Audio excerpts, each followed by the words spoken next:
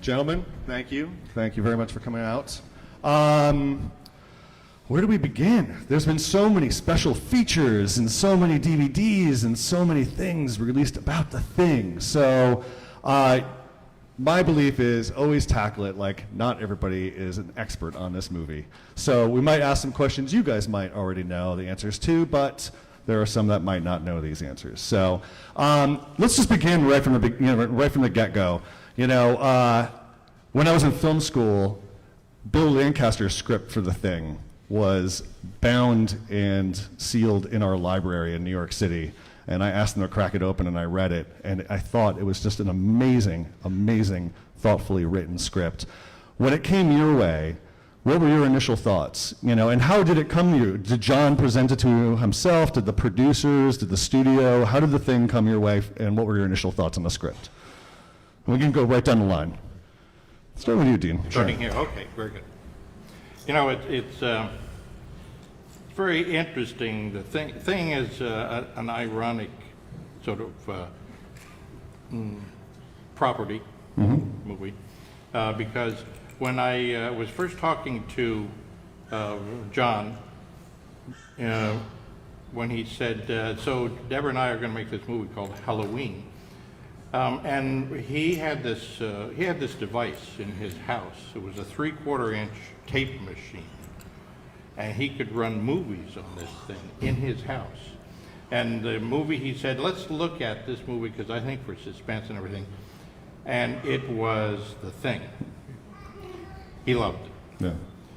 So obviously there's an homage to it because in Halloween itself, what are the kids watching on television Halloween night but The Thing? Thing from Another World, yeah. So I should have known right from the start. But, so it was no surprise when, John and I had done a couple things. He said, we're going to make this movie of The Thing, the remake. And I thought, of course, how appropriate, but also what a great, adventure. And it was, because it was the first big studio movie that we made, and it had a bigger canvas on which we could paint. We had exteriors in Alaska. We had these big sets at Universal Studios. So it was one of my most interesting adventures at the time. That's great. And for the actors, what did you guys think first time you read the scripts? The first, if I recall, the first page had all the characters listed. And then it had all these kind of little anecdotes about them. I don't know if that was in the original draft you guys had read, but it just kind of, because it was such a large ensemble piece.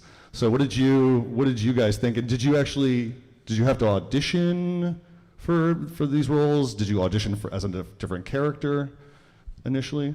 Yeah, with me, it was that I was in a play at the time that was kind of a hit called American Buffalo with Al Pacino. And John Carpenter and Kurt Russell came to see it. And so the next day they asked me to come in and audition for it.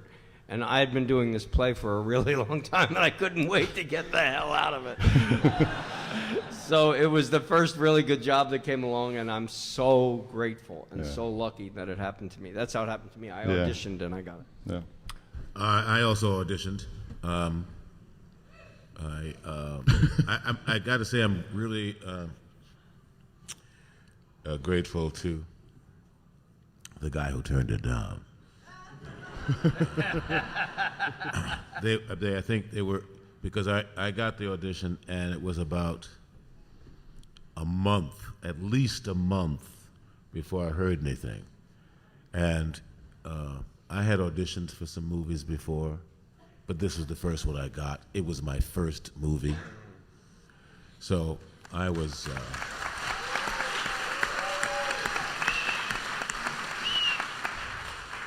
it was great.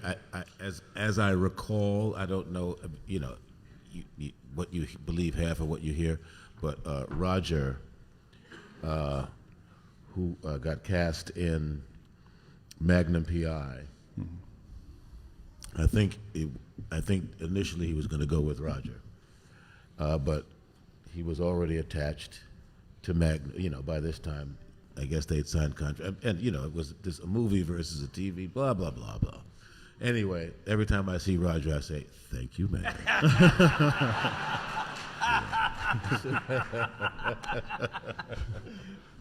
So that's how it came my way. What was the question? How did the thing come to you? How did I get that job? Yeah. Well, like most actors, I was out of work looking for a job.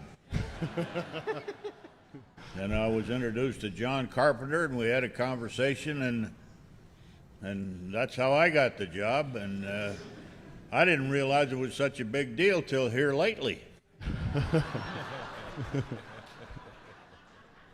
Glad I got the job. I was able to pay some bills and stuff like that. But look at here, all these folks, the thing. Wilford, what was your first impression of John Carpenter when you first met him? Oh, How did you guys I liked click? him a lot. Hell, we had a nice conversation. I don't know whether you call that an audition or a meeting or whatever it was, but it was fun. He didn't ask me to do any readings or anything like that. You must have heard that I don't read very good. So anyway, we got together, and it was a lot of fun. Nice, And nice. he's a great guy, by the way. Oh, yeah. I think everybody here is a fan of John. He's a great guy. How about hold on? I gotta tell you, I'm gonna give John Carpenter credit for another thing in my life that was very, very important. He wrote a Western script for John Wayne, and John Wayne inconsiderately died. So How dare he? How dare he? John Carpenter came to me and asked me if I would do that script. Well, now that was an honor, and it was a good script. It was a lot of fun to do, and I'll always remember him and be grateful to him for that. Nice.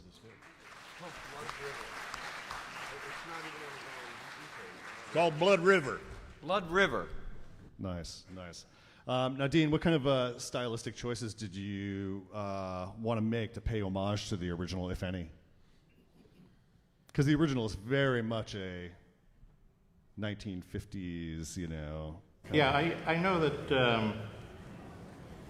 that we really wanted to take it somewhere differently. You know, the basic premise, of course, is these guys trapped and paranoia takes over and all of that. But other than that, you know, we really sort of wanted to expand the environment. You know, they were sort of stuck in studios in those days. So it was really an idea to open it up considerably, which we did, because the opening sequence we shot out in the middle of nowhere in Juneau. It was half an hour by helicopter to get to this place where we stayed, this research camp. And they built the set up in the middle of nowhere on the Alaskan-Canadian border. So we were determined to make it a big sort of looking film, and which we tried to do, and I think we accomplished that pretty much. I think you did too, yeah. For the cast, can you talk about the early creative talks you had with John in prep for the film before principal photography? You know, what did you guys discuss in terms of, you know, the ensemble dynamic, the paranoia, all of that kind of stuff? And how was Kurt involved in kind of those discussions? You know, John and Kurt probably had a shorthand at that point, having worked together a couple times. So can you just take us into the creative process early on before shooting? As I recall, we rehearsed for 2 weeks. For like 2 weeks. And Kurt, Charlie Hallahan, Richard Masser, these guys, from my vantage point, were the sort of sci-fi buffs. They knew the genre very well. I guess one or two of them consulted and script doctored things, but they knew exactly, you know, how to look for in the script those things that would blow up as anomaly, you know, inconsistencies. Like in science fiction, In any world you create, I'm going to believe everything you say as long as you follow the premise. And what didn't ring true? You know, if the thing does this, well, then it couldn't do that. It wouldn't kill a person like a normal person would kill a person. And we started pointing things out like that. And we went around like that for 2 weeks before John said, look, this is the script we're shooting and we're going to do this. You know, it was kind of like working on a play. Mm-hmm. You know, Kurt was just as involved in every discussion and you'd never know that he was a big movie star. He was just like, you know, you sitting right there. And Charlie Hallahan, I'd like to just take a moment, and Richard Dysart, who aren't here anymore, were two of the greatest guys you could ever possibly meet and know. And I had the occasion to hang out with them a little bit after the movie, and you know, they were great in the movie, and I really wish they could be here. But to answer your question, I think So that do they. Yeah. But they're dead.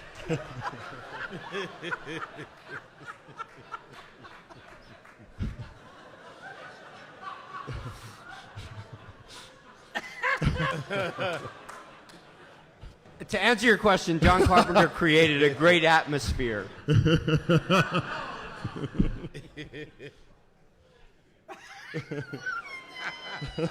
35 years ago, I don't remember all that shit.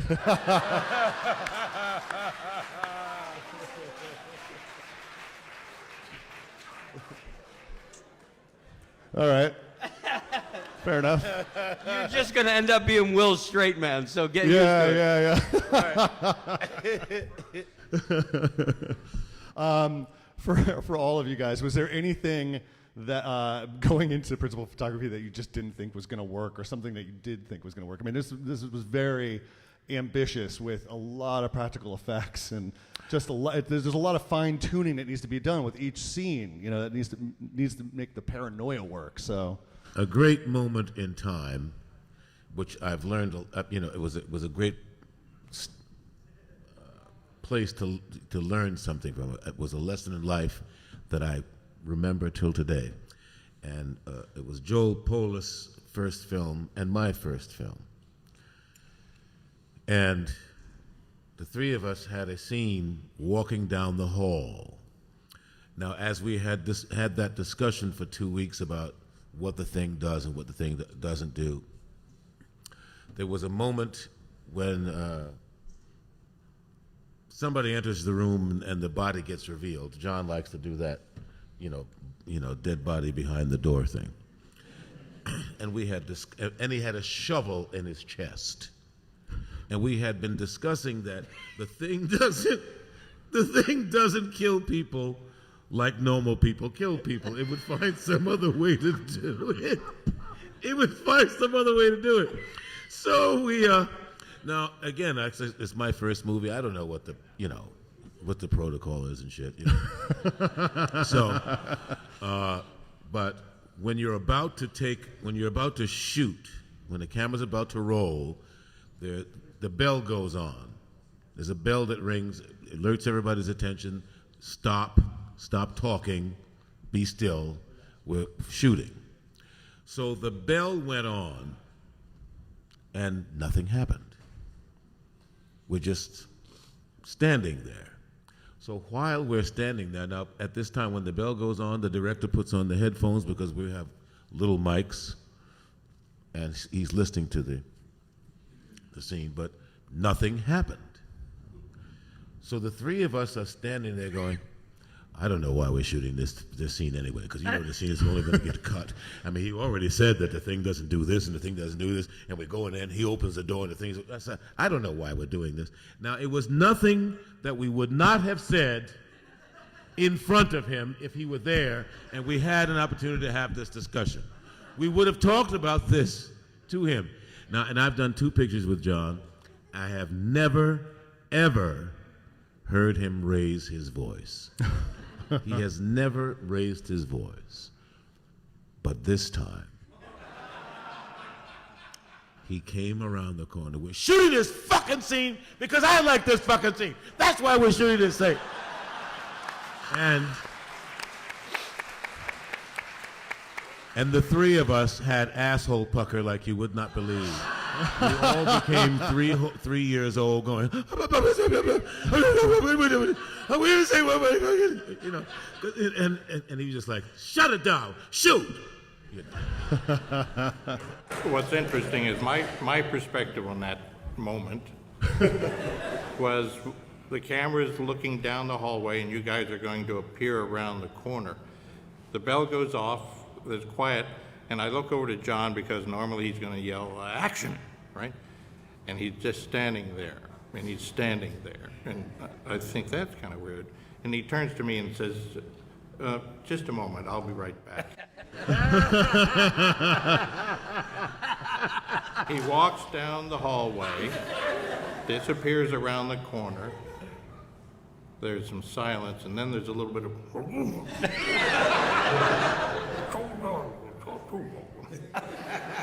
And then he calmly walks down the hallway, and he says to me, okay, now let's roll.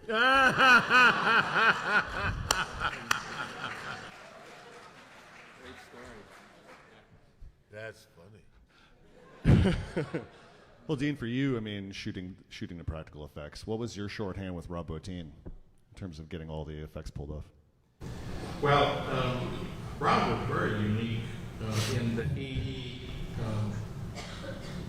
had this really interesting imagination. He would work all night. He was a little bit obsessive about his creatures. And he would show up in the morning after, he'd been working for a week or so. And he'd say, okay, so here's what happens. And this thing, and there's a cable here, and then this is going to move, and this is going to... But he was always very kind of sensitive about the appearance of the thing. He said, now, there's some brush marks here I don't like, and I'm not sure about this shape. So don't put any light on this, and it would be good if he didn't light this either. And he would actually have loved the fact that he did all of this work and then that we don't put any light on it, and the thing is very sensitive. So it was always sort of just lighting a little bit of this and it was, and he was actually very bright. And then I'd say, this area here looks a little light. He'd say, oh, okay, and he'd squirt some KY gel. And, it was very, very meticulous process. Oh yeah, they jerked them dogs off.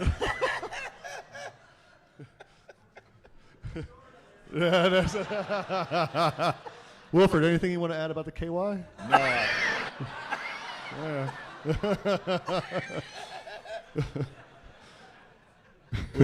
Down here, we're talking about training dogs.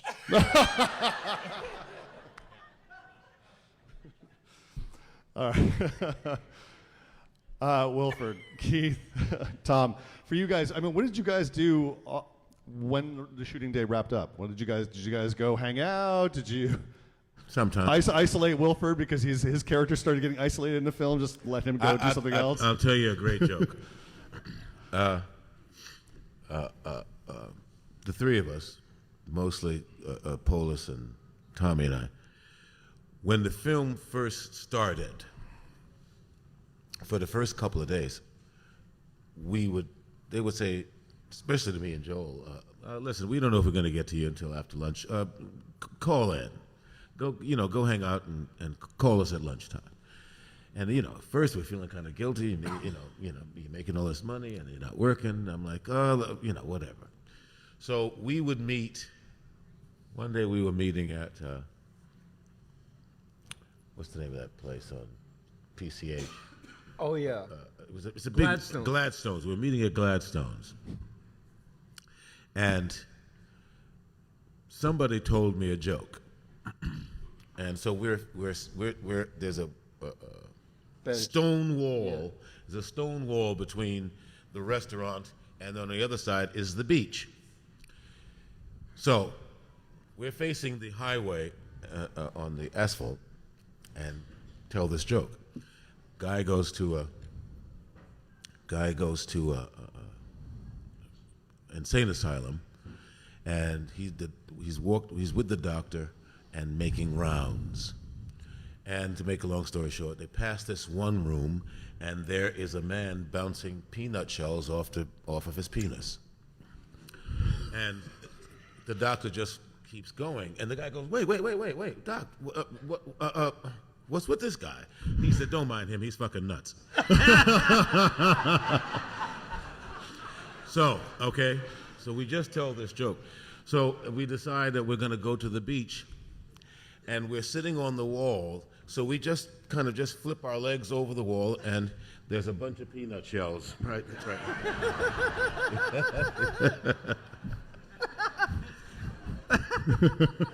I mean, it was a location joke. It was funny at the time. You get it?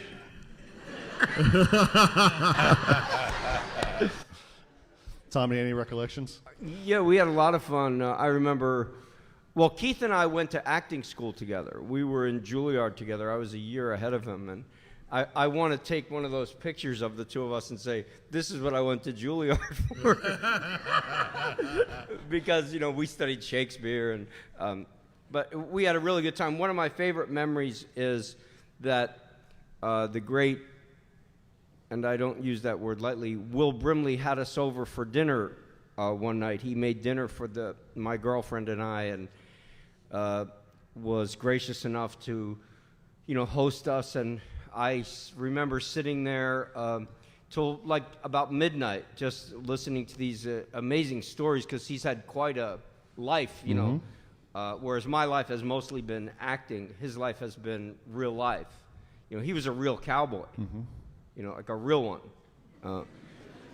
And I've basically just been an actor, so it's good for me too. It was a great experience, the whole thing. It was the best job I ever had. I don't know. Wilford, do you have any? When I got off the first few nights, I had a root canal, so I had to go to the dentist. But we got it done okay and went on, made the show, and it turned out okay. Look at here, guys. Look at this. You believe this? I'm telling you. The Thing. Wow. That's right, The Thing.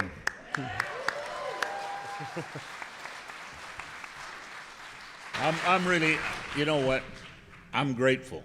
I don't mean to sound like a wise guy. I'm truly grateful for the life I've had and the living that you folks have allowed me to make. I love each and every one of you for it.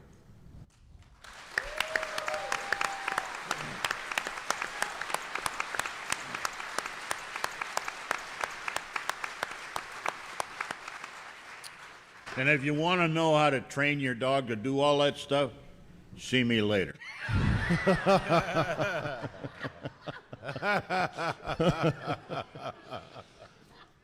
Can you guys share some of your favorite Kurt Russell stories working with Kurt? You can go down. Dean, we'll start with you.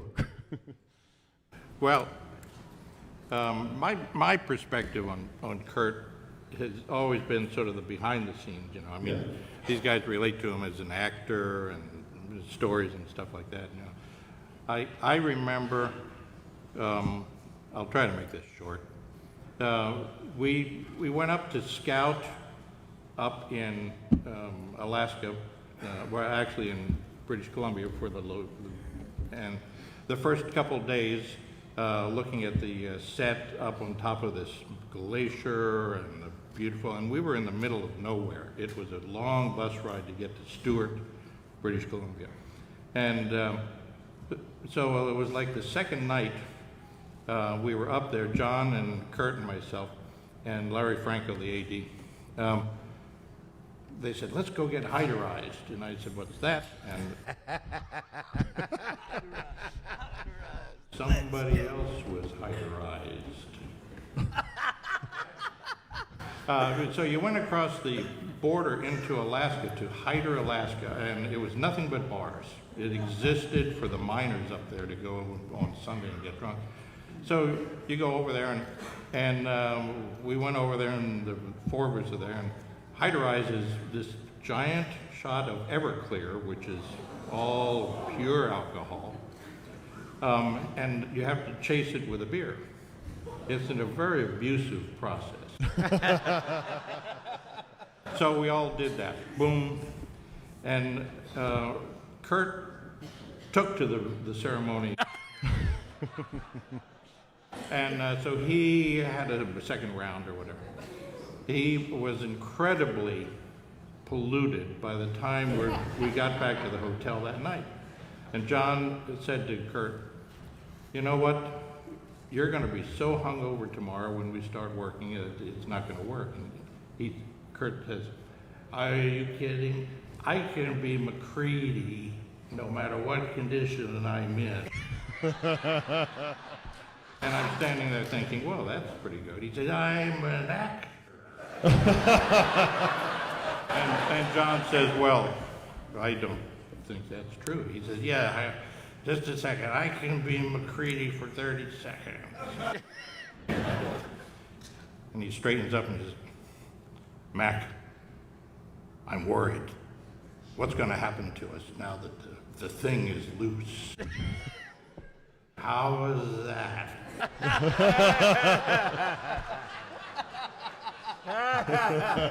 Testimony to a really good actor. That's right. That's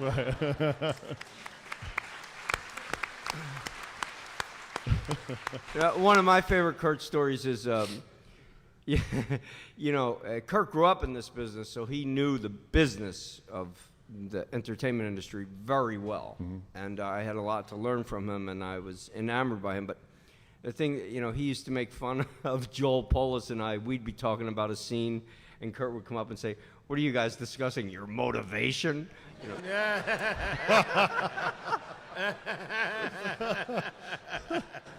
But he's a really serious actor. Ironically, before I started shooting the movie, he did a film for television about Elvis Presley, where he played Elvis Presley. Did you shoot that? No, I didn't, but... It was great. Yeah. Kurt was amazing. I mean, and he said that when he had the meeting with John about doing it, John said to him, well, meaning Kurt, if this asshole can do it, then I guess we can do the movie. And, that stuck with me about him, this carefree, nonchalant attitude, but with profound and dignified results. Yeah. That's what I find fascinating. Well, it's interesting because Kurt confided in me or a couple of us one time. His father was an actor, Bing Russell. Bing Russell. Bing always played the sidekick in the westerns and so forth. He never became a star. And when Kurt was hired by Disney to become their sort of new young child protege star, Kurt says his father came to him and said, okay, Kurt, they're going to be paying you a man's salary. You do a man's job. And he said he never forgot that. Mm-hmm. Mm-hmm. Mm. Yeah. Great guy to work with. He was. Yeah, he is. He's good. Do you have a Kurt story? You spend a lot more time with him. I do remember him leading the pack on a practical joke that wasn't funny. And during one night, we all, there wasn't a hell of a lot to do in that town. So we spent a lot of time getting hiderized. And when we weren't at the Hyder Inn getting hiderized, there was another bar. And that place, I don't know what it was called. I can make shit up, but I don't remember. But I had, I don't know how I got onto it. Oh, somebody at that bar turned us on to a flaming fuzzy fud pucker. Flaming Fuzzy was a double shot of tequila in a highball glass inside of a saucer filled with Yukon Jack. You squeeze the lemon into the tequila, throw that down, light the Yukon Jack, blow it out, and sip it and drink it. Well, I found that fascinating. So, me, and I can't remember the big guy that was special effects. He was from Kentucky. I remember that. And me and him sat back throwing. And, I had all this per diem in my pocket. I'm like, so, hey, flaming fuzzies for everybody. And I remember lining up like 7 of them. And I had a few takers, but most people weren't takers. So I said, well, shit, if you're not going to drink it, I'm going to drink it. Until I just went, it was like that commercial, when the guy slaps the guy, and the guy goes.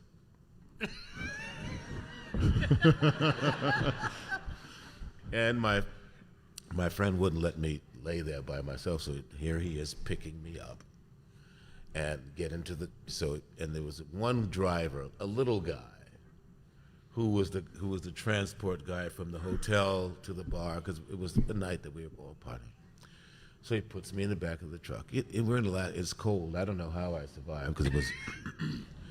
But he kept taking me back from the bar to the hotel, back and then when they asked him, why didn't you just leave him at the hotel? Because I can't lift this fucker. So then all the rest of the guys, being led by Kurt, said, come on, we'll carry him to his room. But my room was on the end of the hall, and in between my room and where we had to come to the hallway was John Carpenter's room. So Kurt gets the idea. I know. Just put him down here. And I just vaguely remember this. And so they put me down, and now I'm passed out. And they scatter, and one guy knocks on John's door. It's 3 o'clock in the morning. It's 3 o'clock in the morning, and he comes out and trips over. What the fuck? Not funny.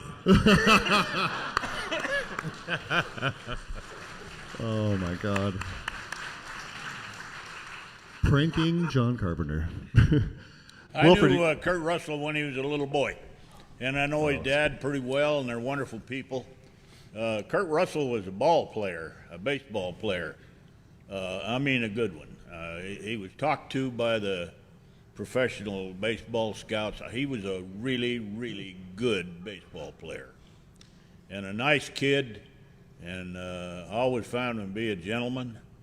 I got to know him pretty good. He was interested for a while there in learning how to rope steers, and he got smart enough to not bother much with that. Anyway, he and I, to this day, are, I would say, reasonably good friends. I have a great respect for him, and I don't know how good an actor is, but he's a hell of a good guy.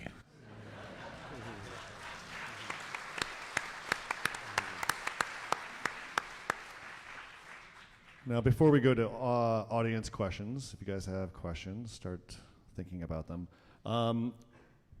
To you guys, have you been following lately the kind of essays and new fan theories as to who might be the thing that kind of go out there in the internet universe, or do you guys just kind of stay hands off and not read too much about it? Dean, you actually talked about this recently about eyelight and trying to hint at who might be the thing and who might. Yeah,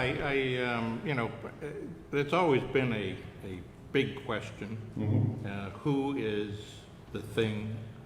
Or either of our guys at the end, and we even asked John. He said, "I don't know."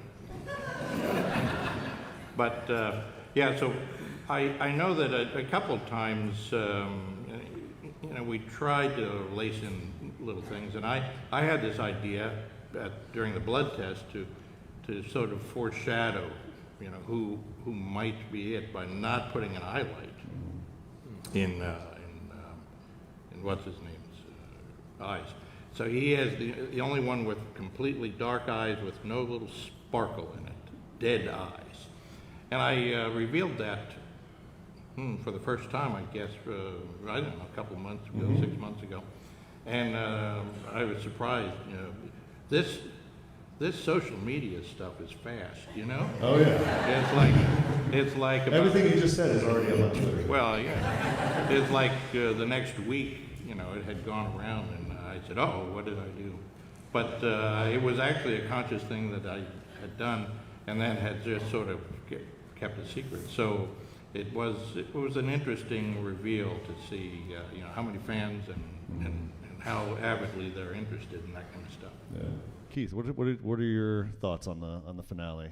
It wasn't me. Of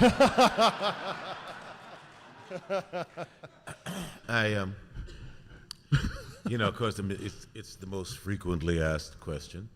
I haven't seen the movie in a while, but I do recall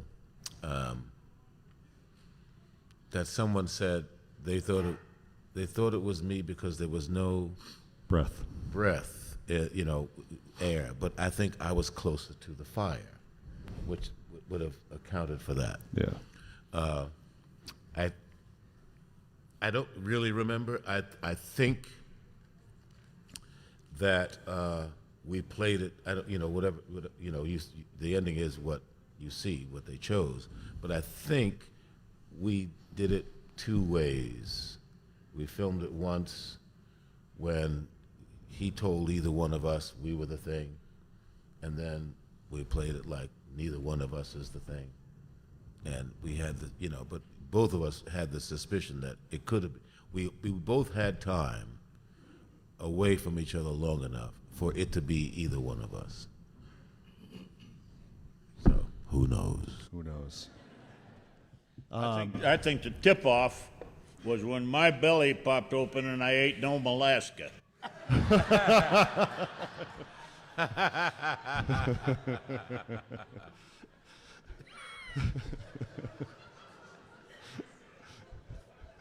Did any of you guys check out in the early '90s? Dark Horse Comics did a proper follow-up sequel to The Thing. Did any of you check it out? Because you wound up being The Thing, I believe.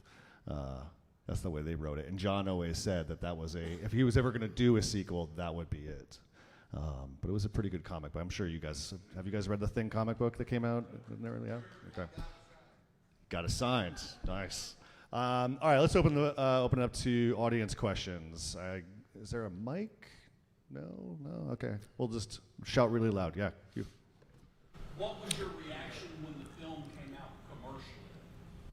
Question was, what was your reaction when the film came out commercially? I was really disappointed, that it didn't get the. I remember saying to my agent, "But it's a really good movie. You got to go see it. You got to go see it." And he's like, "No one cares. It didn't get good reviews. Next." And I know it was a really big disappointment for John. I mean, way more than me. I'm just an actor. This was his vision, and he had put a great deal into it. So the disappointment, proportionately, was far greater, I'm sure, for him than me. And I was shocked that critics didn't get it. I was stunned because I sat in the movie theater going, "Hey, this is really good." I mean, I wish I'd get out of the movie and stop messing it up, but it was really good. It's kind of like it's got second legs from, video to DVD. Yeah. It's just gone and gone and gone. And when you read those critic reviews, you're like, what? Nobody asked me, but when it came out, E.T. had eclipsed everything in the genre. E.T. had been like 3 months #1 in the country, still running strong. And we came out, Poltergeist, there was one other thing. Mm-hmm. But, and then, was it Blade? I think it was Blade Runner. But and I think Universal wanted it to be the big summer blockbuster. And Hollywood is in the blockbuster business. They're not in the movie making business. If it's not out of the pocket in the first 2 hours, And to my mind, it would have been a bigger hit if it had opened in October or November during the break, right before Christmas or Christmas break. But because it came out in the summer with all those other things going on, its chance was less, and they didn't get it. I mean, we're here today talking about it. Obviously, they didn't get it. Because I remember reading the review that was horribly disappointing when the guy says, "Oh, it's so horrible. It's just you can't take your kids." I said, "Well, don't take your fucking kids. Then. Why don't you take your kid to a horror convention?" I mean, it was just a stupid comment. I mean, because the special effects were, for that time, it was incredible. I remember being under my seat going, "Oh." Yeah. That's because a lot of stuff was done in post, and so I was seeing for the first time what we were seeing, and I was like, "Oh my God, this is great!" That dog, that image is blazing. Your rubber dog, yeah. There, we have a mic now for audience questions. So.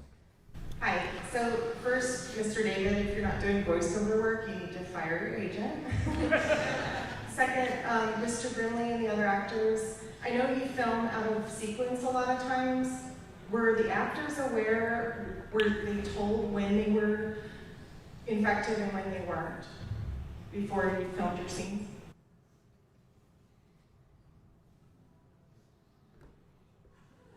No, No.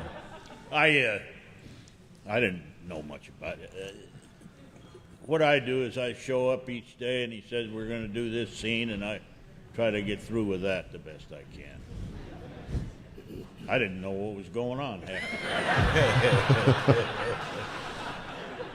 I'm dumbfounded. I tell you that it's a pretty good indication of how much attention you should pay to critics.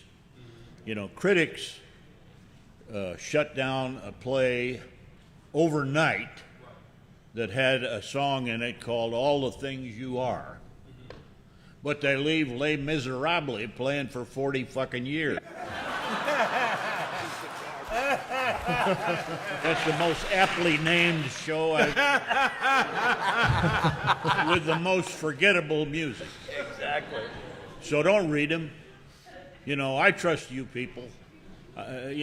Critics and a lot of huppity-hups talk down to you folks. I talk up to you people because you indicate to me what you like and what you want and what you believe, and nobody's fool is sitting in this room. You get it a long time before they do. And thanks for that, too.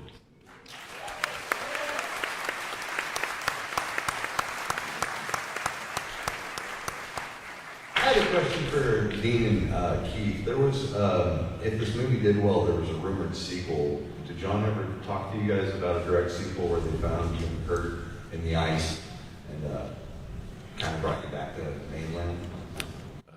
It was only that, a rumor. Believe half of what you hear. It was talked about, but it never fruitioned.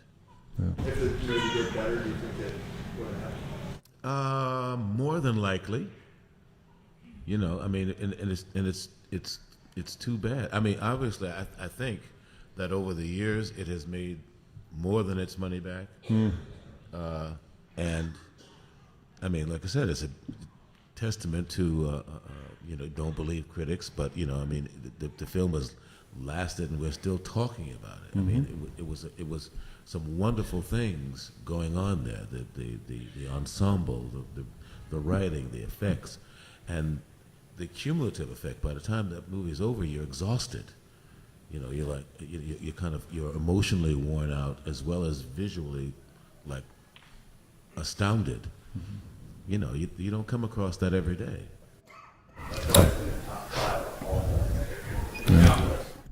I didn't know that, but isn't that great? Isn't that fantastic? And Dean, in your conversations with John following the release of the thing, did you guys ever have conversations?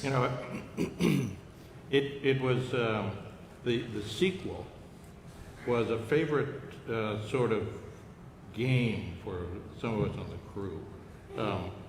It was as we were coming back and as we were working at Universal, we were all writing our version of the sequel. the military shows up and rescues the two of them. And then it continues in the Antarctic at the new place, and then somebody said, no, I have a better idea. They actually get back to the U.S., and, so we had sequels ready to go. They didn't believe us that it was going to be good. And John was very disappointed. It was his first major studio production. It was one of my first majors, Universal, big stages, full of sets and stuff.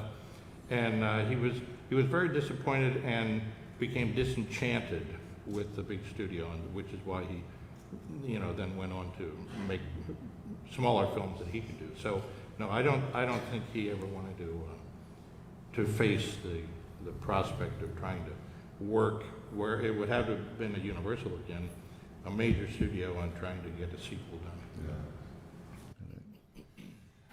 Was there anything left on the cutting room floor that you wish you did release as part of the film?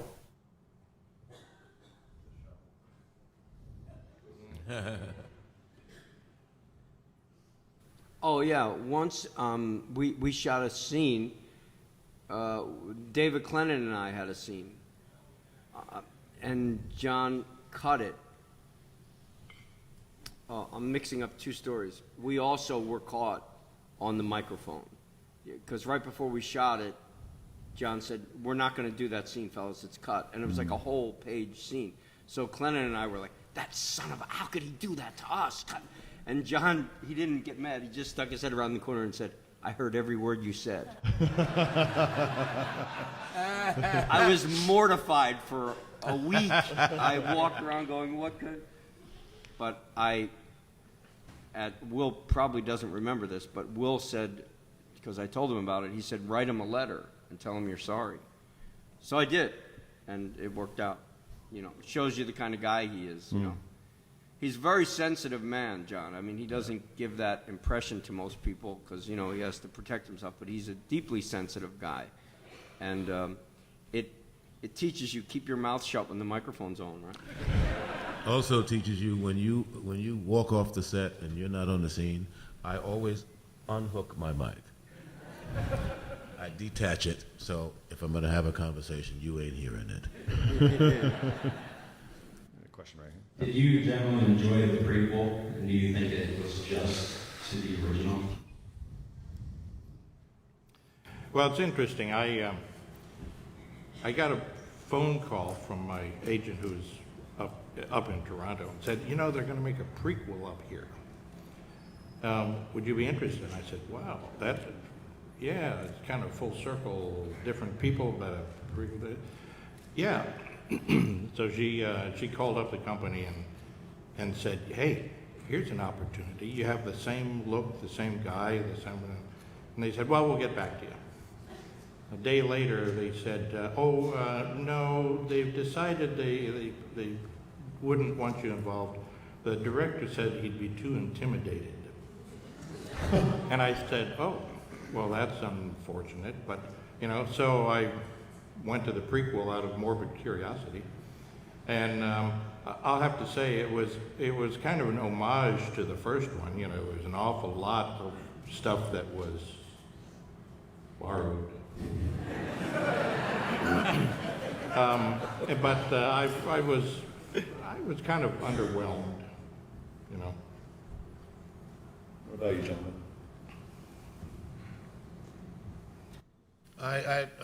I never saw the whole thing through, so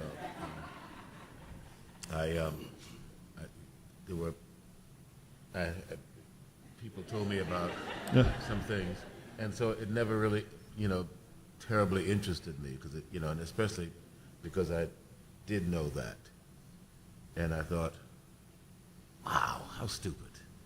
So,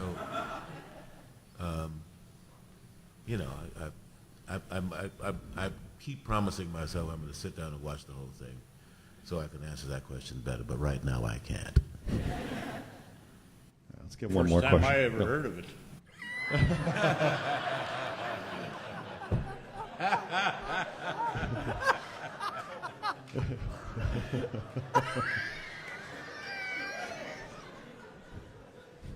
All right, one more question. Alright, so oftentimes when you read the script, you may form an opinion of what's going on or how you perceive something. So, was there anything in which you read it one way live for shooting or rehearsals or anything, only to have that expectation twisted around completely? Oh, I totally misread that or interpreted that differently, and disappointed or thought that it changed the overall impression of what the movie was going to be? Everything changes from when you read it to how it's like it's almost like a script is like a blueprint, and compared to what you end up shooting, it changes so much. A good director like John and Norman Jewison and a couple other guys, they watch and listen to their actors first, and they see what they do, and then they let the scene inform them how they're going to shoot it. But no, I think pretty much because we had those 2 weeks of rehearsal, it came out pretty darn close to what we had worked on in the room. You know, the relationships formed, alliances formed, and people took different sides on different issues. There were a few good arguments. You know, Peter Maloney is quite a fierce intellectual fellow, and he had a few strong points of view in the room. Masser, Joel Polis, another smart actor. And like I say, Coppola does that too. He listens to his actors, and he lets them inform him about the scene. That was my experience. That's, yeah. All right. Well, guys, yeah, Dean. Just one little anecdote that I don't know if this is revealing, and everybody knows it already, but we'll find out. A lot of times I teach at film schools and so forth, and one of the things they do is ask to run the movie with the sound turned down and have me comment. And there's one thing I pointed out recently, and I don't know if everybody is aware of this, that there's a scene where everybody's, worried about, I think it's when Wilford's gone crazy or whatever. And Keith runs in down the hall and says, "What's going on?" Well, just prior to that, he'd had a little accident and broke his wrist, I think, wasn't it? 2 bones in my hand. 2 bones in his hand.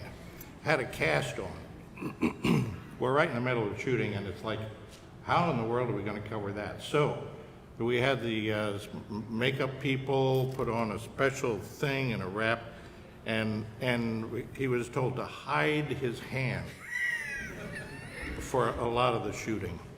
And he did it pretty well. I don't know if every now and then you can see it, so I don't know if everyone knows that Keith broke his wrist and was acting under hazardous conditions. Was it a motorcycle accident or? No, I was just learning how to drive, and I hit the center divider, totaled my car, and broke my hand. Ah. And and it was, and I remember that first day was Hollywood Jim, who was set painter. Mm-hmm. I put on, I had, because I still had stitches, but it was okay. But he had a surgical glove, and he mixed the paint. Mm-hmm. But I still had it was like a big old hump because it was still swollen. So I had to hide my hand. So I looked at the movie. And most of the time, whenever you see me standing around, I'm always standing behind a table or somewhere where my left hand is not exposed. Wow. All right, guys, we got to wrap up. Let's give a round of applause for our guest from The Thing. Thank you. Thank you.